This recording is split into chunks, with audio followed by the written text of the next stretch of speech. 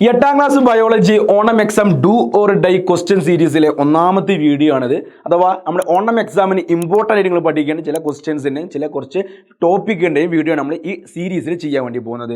എല്ലാവർക്കും സ്വാഗതം. ഞാൻ മുൻജിത് സർ, നിങ്ങളുടെ ബയോളജി അധ്യാപകരാണ്. നമ്മൾ ഇന്ന് പഠിക്കാൻ വേണ്ടി പോകുന്നത് അപ്ലിക്കേഷൻ ഓഫ് ഫർട്ടിലൈസേഴ്സ് എന്ന് പറയുന്ന നമ്മുടെ ഒന്നാമത്തെ പാഠത്തിലെ ഇമ്പോർട്ടൻ്റ് ആയിട്ടുള്ള വളപ്രയോഗം എന്ന് പറയുന്ന ഭാഗമാണ്.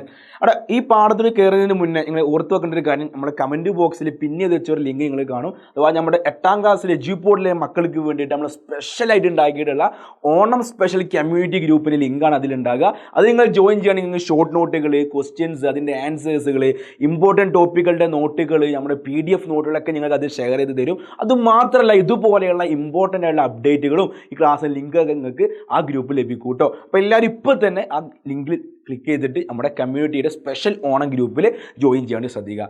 ആദ്യം എൻ്റെ മക്കൾ ഈ നമ്മുടെ വളപ്രയോഗത്തെ പറ്റി പഠിക്കുമ്പോൾ ആദ്യം നമ്മൾ മനസ്സിലാക്കേണ്ടത് എന്തിനാണ് നമ്മൾ വളം ഉപയോഗിക്കുന്നത്, അഥവാ എന്തിനാണ് ഫെർട്ടിലൈസേഴ്സ് നമ്മൾ യൂസ് ചെയ്യുന്നത്.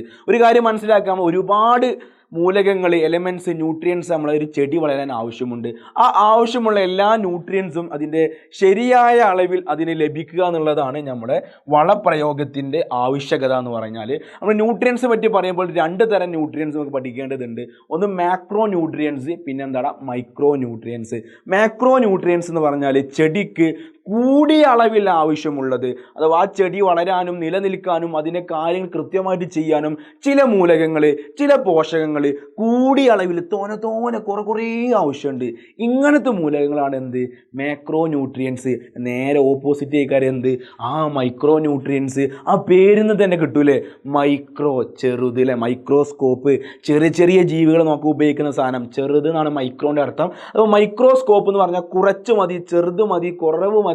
ആവശ്യമുണ്ടോ എന്ന് ചോദിച്ചാൽ ആവശ്യമുണ്ട്, എന്നാൽ വളരെ കുറഞ്ഞ അളവിൽ മാത്രം ആവശ്യമുള്ള ന്യൂട്രിയൻസുകളാണ് നമ്മൾ മൈക്രോ ന്യൂട്രിയൻസ് എന്ന് പറയുന്നത്. ഇത് പഠിക്കുമ്പോൾ ഏറ്റവും വലിയ ടാസ്ക് ഇതിൻ്റെയൊക്കെ nitrogen, potassium, phosphorus, calcium, magnesium, sulphur, ഇതുപോലെയുള്ള ഇതിൻ്റെ ഒരുപാട് എക്സാമ്പിളുകളുണ്ട്. അത് പഠിക്കുക എന്നുള്ളതാണ്. പക്ഷേ ജ്യൂപോർട്ടിൻ്റെ മക്കൾക്ക്, മാസറ മക്കൾക്ക് അത് തെറ്റിപ്പോകില്ല.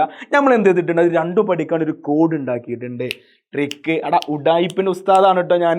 നിങ്ങൾക്കെല്ലാം ഉഡായിപ്പിടെ നമ്മൾ പഠിപ്പിച്ചു തരും, ഫുൾ മാർക്കും കയ്യിൽ തരും കേട്ടോ. ഒന്നാമത്തെ കാര്യം എന്താണ്, മാക്രോ ന്യൂട്രിയൻസ് അഥവാ നമ്മുടെ ചെടികളുടെ ശരീരത്തിന് കൂടിയ അളവിൽ ആവശ്യമുള്ളതാണ് മാക്രോ ന്യൂട്രിയൻസ്. അത് പഠിക്കാനുള്ള കോഡ് എന്താ, കോപ്പൻ സുൽഫിയുടെ കാറിൽ മാരേജിന് പോയി. കോപ്പൻ സുൽഫിയുടെ കാറിൽ മാരേജിന് പോയി. സർ അതെന്താ കോപ്പൻ സുൽഫിയുടെ കാറിൽ മാരേജിന് പോയി എന്ന് പറഞ്ഞാൽ മക്കളെ നോക്കണേ, അടിവരയിട്ട വാക്കുകൾ പ്രത്യേകം ശ്രദ്ധിക്കാം. എന്താടാ, കെ എന്ന് പറഞ്ഞാൽ പൊട്ടാസ്യം, മാക്രോ ന്യൂട്രിയൻസിൽ ഒന്നാമത്തെ ആളാരാണ്, potassium. P phosphorus, N nitrogen, Koppan കഴിഞ്ഞു. സുൽഫി സൾഫർ തെറ്റൂലല്ലോ, ഒരിക്കലും തെറ്റൂല. ഇനി ഏത് വാപ്പെന്ന് ചോദിച്ചാൽ ഉത്തരം കിട്ടും, സുൽഫി അത് സൾഫർ ആണ് കേട്ടോ. റെഡി? അപ്പൊ കോപ്പൺ സുൽഫിയുടെ കാറിൽ കാൽഷ്യം ആണ്. മാരേജിന് പോയി, Mg എന്താടാ, അത് മഗ്നീഷ്യം ആണ് കേട്ടോ. അപ്പൊ കോപ്പൺ സുൽഫിയുടെ കാറിൽ മാരേജിന് പോയി എന്ന് പറഞ്ഞാൽ അതെന്താണ്, മാക്രോ ന്യൂട്രിയൻസിന്റെ കോഡുകളാണ്. സർ മൈക്രോ ന്യൂട്രിയൻസ് ചെടികൾക്ക് കുറഞ്ഞ അളവിൽ ആവശ്യമുള്ള ആളുകൾ, കോഡുണ്ടോ? കോഡുണ്ട്. മാസറ മക്കളാണോ കോഡിൽ പഠിപ്പിച്ചു വരും, ഫുൾ മാർക്ക് തരൂ കേട്ടോ. റെഡി? എന്താണ്, സീനത്ത് ബാബിയുടെ കൂട്ടുകാരി മോളി അയൺ ഗ്ലാസ്സിൽ മാംഗോ നക്കി തിന്നു. എന്ന് വെച്ചാൽ എന്താടാ, നമ്മള് സീനത്ത് ബാബിയുടെ കൂട്ടുകാരി ഉണ്ട്, പേരെന്താ, മോളി. മോളിയുടെ പ്രശ്നം എന്താണെന്നറിയോ, മോളി അയൺ ഗ്ലാസ്സിൽ, ഇരുമ്പിന്റെ ഗ്ലാസ്സിൽ മാംഗോ എന്ത് ചെയ്തു, നക്കിയാണ് തിന്നത്. റെഡി അല്ലേടാ? എന്ന് വെച്ചാൽ ഈ കോളിൽ നിന്നും എങ്ങനെ നമ്മൾ മൈക്രോ ന്യൂട്രിയൻസിലോട്ട് എത്തും? നമുക്ക് ഒന്നുകൂടി പറയാം. സീനത്ത് ബാബിയുടെ കൂട്ടുകാരി മോളി അയൺ ഗ്ലാസ്സിൽ മാംഗോ നക്കി തന്നു. സെറ്റ് അല്ലേടാ? സീനത്തിന്റെ സിങ്ക്. അല്ല, എങ്ങനെ ഇനി തെറ്റുക, സീനത്തിന് ഇനി വെറുതെ കേട്ടല്ലേ ഓർമ്മ വരും, സിങ്ക്. റെഡി അല്ല? സീനത്ത് എന്ന് പറഞ്ഞാൽ എന്താ, സിങ്ക് കേട്ടോ. റെഡി? Barium, B boron. ഈ BA B ഇതൊക്കെ പറഞ്ഞ മക്കളെ, ഇതൊക്കെ എന്താണ്, നിങ്ങൾ എട്ടാം ക്ലാസ്സിൽ കെമിസ്ട്രി രണ്ടാമത്തെ പാഠത്തിൽ നമ്മൾ പഠിച്ചിട്ടുണ്ട് അല്ലേ, പീരിയോഡിക് ടേബിൾ. ആ പീരിയോഡിക് ടേബിളിൽ നിങ്ങൾ നോക്കുകയാണെങ്കിൽ ഒരുപാട് അക്ഷരങ്ങൾ കാണും. ഇതൊക്കെ ഈ CU എന്ന് പറഞ്ഞാൽ കോപ്പർ, B ബോറോൺ, ഇതിന്റെ അക്ഷരങ്ങളാണ് കേട്ടോ. അതുകൊണ്ടാണ് ഇങ്ങനെ കൊടുത്തത്. സിങ്ക് എന്ന് പറഞ്ഞാൽ സിങ്ക് ആണ്. അതുപോലെ തന്നെ BA എന്ന് പറഞ്ഞാൽ എന്താ, അത് ബേരിയം ആണ്. B ബോറോൺ ആണ്. പിന്നെ എന്താ, കൂട്ടുകാരി CU എന്താടാ, കോപ്പർ ആണ്.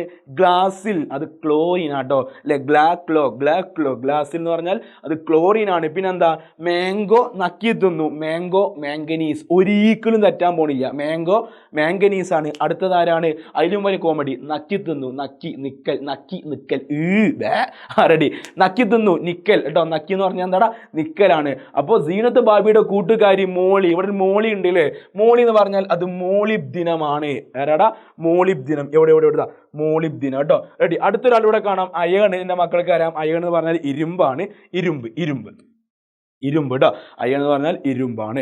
പിന്നെ നമ്മൾ നേരത്തെ പറഞ്ഞ പോലെ ഗ്ലാസ്, മാംഗോ ആക്കി. റെഡി അല്ലാണ് മക്കളെ? അപ്പോൾ 2 കോഡ് ഉണ്ട് മാക്രോ ന്യൂട്രിയൻസിന്. Nitrogen, potassium, phosphorus, calcium, magnesium, sulphur. എന്താ മക്കളെ കോഡ്? യെസ്, കോപ്പൻ സുലിഫിയുടെ കാറിൽ മാരേജിന് പോയി. Potassium, phosphorus, nitrogen, sulphur, calcium, magnesium. Zeenath ബാബിയുടെ കൂട്ടുകാരി മോളി അയൺ ഗ്ലാസിൽ മാംഗോ നക്കിയത് തന്നു അല്ലെ. Zinc, barium, boron, copper, molybdenum, iron അല്ലെങ്കിൽ ഇരുമ്പ്, മാംഗോ മാംഗനീസ്, നക്കി നിക്കൽ. റെഡി അല്ലേ മക്കളെ? ഇത്രയും കാര്യമാണ് ഇവിടെ നിങ്ങൾ പഠിച്ചു വെക്കേണ്ടത്. മാക്രോ ന്യൂട്രിയൻസിൻ്റെയും മൈക്രോ ന്യൂട്രിയൻസിൻ്റെ കോഡ്. അതുപോലെ തന്നെ 4 നമുക്ക് ഫെർട്ടിലൈസേഴ്സ്, വളങ്ങളും ഈ ടോപ്പിക്കിൽ പഠിക്കേണ്ടതുണ്ട് അല്ലേ. ഏതൊക്കെ 4 വളങ്ങൾ? ബയോ ഫെർട്ടിലൈസേഴ്സ് അഥവാ ജൈവാണുവളം അല്ലേ. ജൈവാണുവളം അഥവാ ജീവാണുവളം അല്ലേടാ, ജീവാണുവളമാണ് കേട്ടോ. ജീവാണുവളം എന്ന് പറഞ്ഞാൽ എന്താ, ചില ജീവികൾ അസോസ്പൈരില്ലം, പിന്നെ മൈക്കോറൈസ, പിന്നെ റൈസോബിയം പോലുള്ള ചില ജീവികൾ, അതുകൊണ്ട് ജീവാണു, ചില അണുക്കൾ, ജീവനുള്ള ചില അണുക്കൾ വന്നിട്ടുള്ള വളമാണ് എന്ത്, ജീവാണു വളം. ചില ബയോളജി ഉള്ള ജീവനുള്ള ചില ആളുകളുണ്ട്, ബയോ ഫെർട്ടിലൈസേഴ്സ്. അവരെന്ത് ചെയ്യുന്നു, സഹായിക്കുന്നുണ്ട്.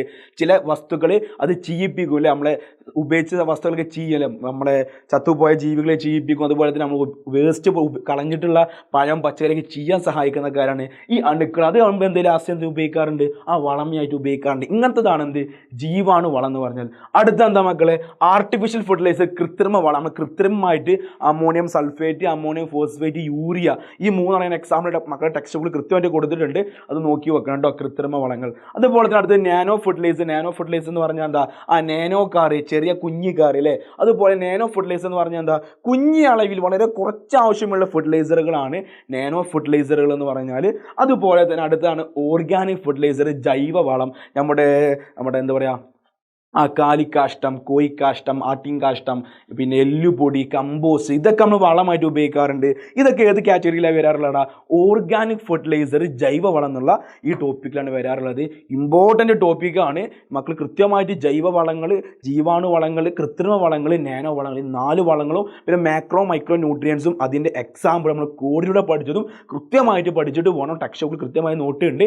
ആരും കയ്യിൽ നോട്ട് മറ്റേ കാര്യങ്ങളില്ലെങ്കിൽ ഒന്നുകൊണ്ട് പേടിക്കേണ്ട, നമ്മളെ ഓണം എക്സാം സ്പെഷ്യൽ കമ്മ്യൂണിറ്റി ഗ്രൂപ്പിൽ ജോയിൻ ചെയ്താൽ മതി. നിങ്ങൾക്ക് കാര്യം ആവശ്യമുള്ള നോട്ടും കാര്യങ്ങളൊക്കെ അവിടെ കിട്ടും. എഡ്യൂപോർട്ടിൻ്റെ ആപ്പിലും നോട്ട് കിട്ടും. ആപ്പും ഡൗൺലോഡ് ചെയ്തിട്ട് അതിൽ നോട്ട് എടുക്കാൻ വേണ്ടി നിങ്ങൾ ശ്രദ്ധിക്കുക. അപ്പോൾ എല്ലാവരും എന്ത് ചെയ്യുക, വീഡിയോ ലൈക്ക് ചെയ്യാം, കുട്ടികൾക്ക് ഷെയർ ചെയ്ത് കൊടുക്കുക. അതുപോലെ നിങ്ങൾക്ക് അടുത്ത വീഡിയോ നിങ്ങൾക്ക് ഏതാണ് പ്രയാസമുള്ള ടോപ്പിക്ക് അതിൽ നമ്മൾ ചെയ്യും. അപ്പോൾ അതുകൊണ്ട് ഏത് വീഡിയോ നിങ്ങൾക്ക് വേണ്ടത്, ഏതാണ് നിങ്ങൾക്ക് പ്രയാസമുള്ള ടോപ്പിക്ക് എന്ന് എന്ത് ചെയ്യുക, ഇപ്പോൾ തന്നെ കമൻറ്റ് ചെയ്ത് വെക്കുക. വീണ്ടും do or die important question സീരീസുമായിട്ട് വീണ്ടും കാണാം. അതുവരേക്കും bye bye, all the best.